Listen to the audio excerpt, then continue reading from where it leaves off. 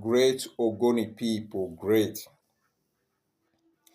It is imperative I talk today, even though I've gone again my wish. I didn't want to say anything this January based on one or two things, but I have to talk because it is Ogoni, and I have to talk. You see, I have keenly observed the drama surrounding Ogoni elders visiting the president at Aso Rock,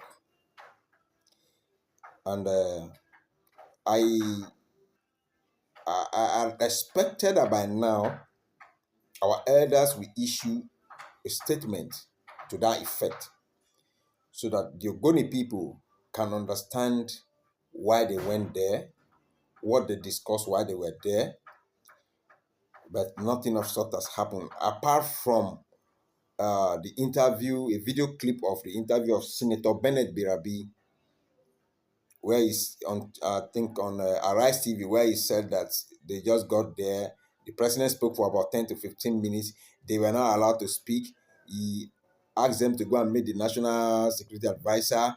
And when they got to that office, they've appointed three people without their knowledge, without anything, to be the head of the committee. And they were not really, that the whole process is manipulated. And so it's not going to work. That is what he said. So kudos to him for at least saying something, what happened while they were there.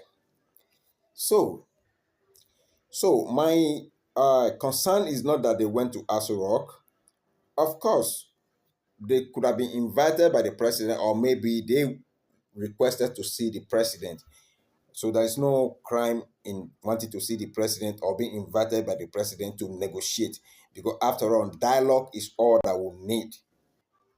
The most important thing is this: what are the conditions that was given to the federal government for oil to resume? I think that should be where we should pay more attention to. And since our elders have not spoken, we are still watching. But the simple truth remains that for oil to resume in Ogoni land, everybody knows the truth.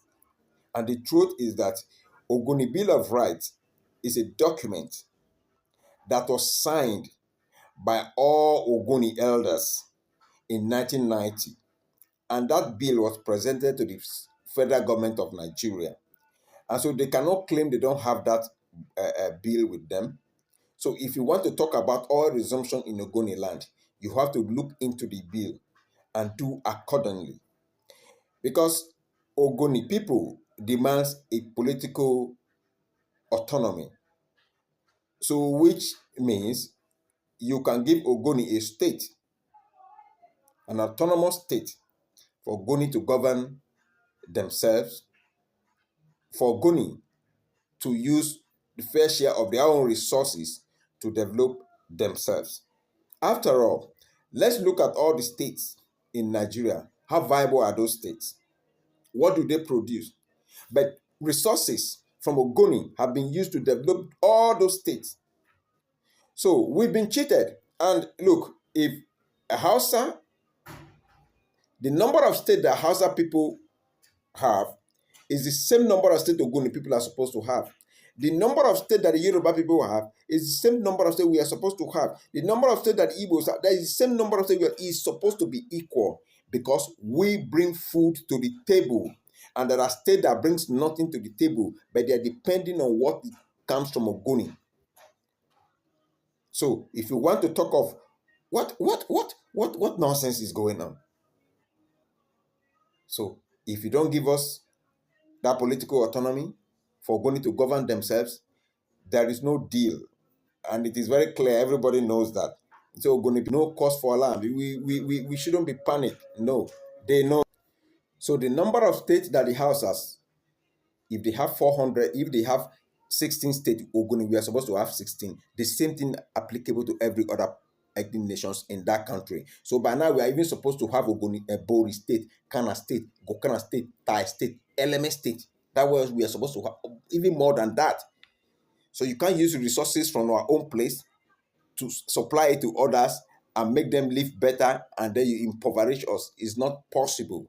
That's not possible. So any person that has anything against or contrary to the Ogoni Bill of Rights, you want to write another bill or you want to do another thing, first of all, what the entire Ogoni knows is the Ogoni Bill of Rights, and it is there. So if you have anything contrary to it, what you have to do is, after writing, go and bring back the dead, all our best brain that died, all Ogoni people that died because of we demanded fair share of our own resources, because of the struggle. All of them that died, you must bring them back alive. They should come and sign your own bill before Ogoni people will accept whatever thing that the government is planning. And I want to tell Ogoni people and Ogoni elders, don't let the government manipulate some of you to cause crisis again in Ogoni land. We don't want that. That we don't want. They know the truth and they have to go and settle the truth. The Ogoni Bill of Rights is there if they want to discuss anything about oil in Ogoni land. You see, some to the youth, some people are thinking that our resumption, to them, I don't know whether they feel like it's like a Christmas time whereby your mother and father will buy you clothes. I think that is the kind of expectation. That is the kind of feeling they are having. It is nothing. It is not even up to that. Let me tell you something. Do you think you are going to have job? No, they will just put the pipe there and start drilling. How many person will they employ? Nothing. So practically, you will gain nothing. So that is why we said that oil, we have to mine it ourselves and we have to control it ourselves, and we need to govern ourselves so that we know how we use our own money, our own wealth to take care of our people. It is not a family affair. It is not friend of friends. We are not interested in those kind of a thing. The oil in Ogoni belongs to everybody, because when there was heat, when the heat was hot or was on, when there was genocide in Ogoni, every member, every family in Ogoni suffered one thing or the other. If you didn't have sleepless night, your family member was killed. So a lot of things happened in Ogoni, and we all suffered it. The genocide that took place in Ogoni, we all suffered it. They didn't go and say, do you have oil on your land? Okay, we'll punish you and the rest. No, everybody was involved. So everybody suffered. We paid the supreme sacrifice. So everybody must benefit when it comes to Ogoni natural resources. So everybody should know that. Don't let any person divide you.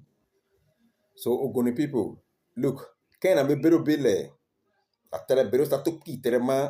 it's just that we've been foolish and naive and not to follow his path. By today, he can't conclude, so to roof it. So Ogonile no low, so to use our own resources to develop for our own people. So that's all we want. Ogoni political autonomy, number one, before any other thing. Thank you, and God bless you.